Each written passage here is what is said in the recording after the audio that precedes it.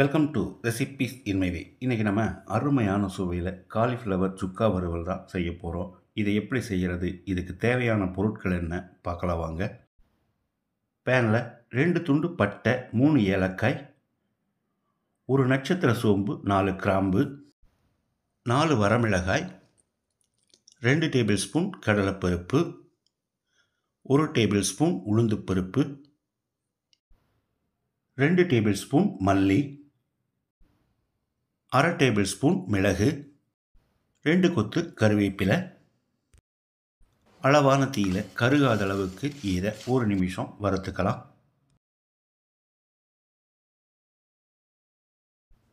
இப்போ இதில் 1 டீஸ்பூன் சோம்பு, 1 டீஸ்பூன் சீரகத்தையும் சேர்த்து ஒரு 10 செகண்ட் பிரட்டி விட்டுறலாம்.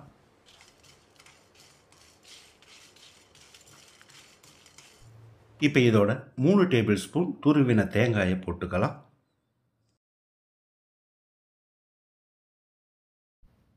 தேங்காயில் இருக்கிற ஈரப்பதம் போகிற அளவுக்கு ஒரு 2 நிமிஷம் இதை அளவான தீயிலேயே வறுத்துக்கலாம். எல்லாமே நல்லா வறுபட்டுருச்சு. இப்போ இதை எடுத்து ஒரு பிளேட்டில் கொட்டி ஆற வச்சிடலாம். இது நல்லா ஆறிடுச்சு. இப்போ இதை மிக்ஸி ஜாரில் போட்டு பவுடராக அரைச்சி எடுத்துக்கலாம். இந்த மசாலா அரைக்கும் போதே நல்ல வாசனையாக இருக்கும். பேனில் 2 டேபிள் ஸ்பூன் எண்ணெய் ஊற்றிக்கலாம்.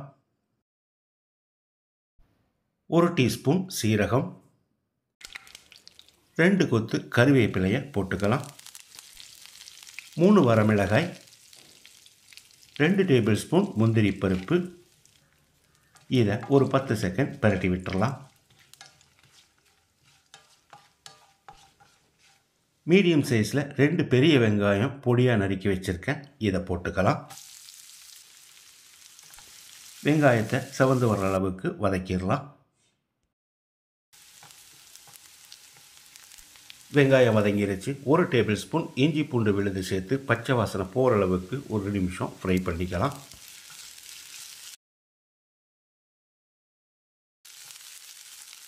நூறு கிராம் அளவுக்கு 2 தக்காளியை நறுக்கி வச்சுருக்கேன். இதை போட்டுக்கலாம். தக்காளி நல்லா மசிகிற அளவுக்கு வதங்கணும்.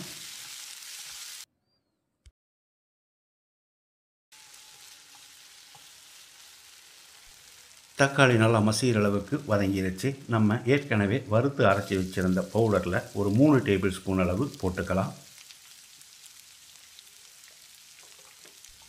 1 டீஸ்பூன் மிளகுத்தூள், 2 டீஸ்பூன் உப்பு,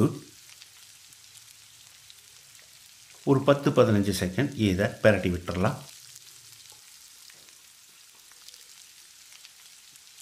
இப்போது ஒரு 1/2 கப் அளவுக்கு தண்ணி ஊற்றிக்கலாம்.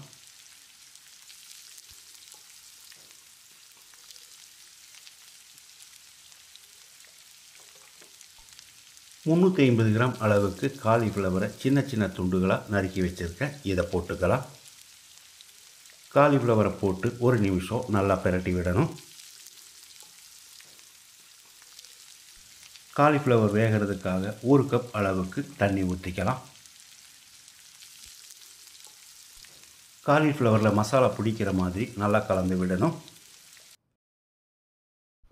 அளவான தீயில் ஒரு 10 நிமிஷம் வேகட்டும். மூடி வச்சிடலாம். இடையில ஒரு 2 தரம் கலந்து விடணும்.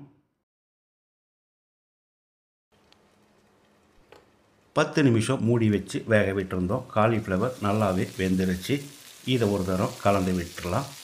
இப்போ இதில் நம்ம அரைச்சி வச்சுருந்த பவுடரில் 1 டேபிள் ஸ்பூன் நான் சேர்க்கிறேன். நீங்கள் மசாலாவோட ஃப்ளேவர் எந்த அளவுக்கு வேணுமோ அந்த அளவுக்கு சேர்த்துக்கோங்க. பொடியாக நறுக்கின மல்லி இலையை போட்டுக்கலாம். கடைசியாக இதில் 1 டீஸ்பூன் நெய் சேர்க்கிறேன். நீங்கள் இதுக்கு பதிலாக தேங்காய் எண்ணெய் சேர்க்கிறதா இருந்தாலும் சேர்த்துக்கோங்க. எல்லா வகையான சாதத்துக்கும் சப்பாத்திக்கும் பொருத்தமாக நான் செஞ்சுருக்கிற இந்த காலிஃப்ளவர் வறுவலை இதே மாதிரி இதே அளவுகளோடு நீங்கள் செய்து பாருங்கள். இந்த வீடியோ பிடிச்சிருந்தால் லைக் பண்ணுங்கள், கமெண்ட் பண்ணுங்கள், ஷேர் பண்ணுங்கள். சப்ஸ்கிரைப் பண்ணாதவங்க சப்ஸ்கிரைப் பண்ணுங்கள். மறக்காமல் பெல் பட்டனை கிளிக் பண்ணுங்கள்.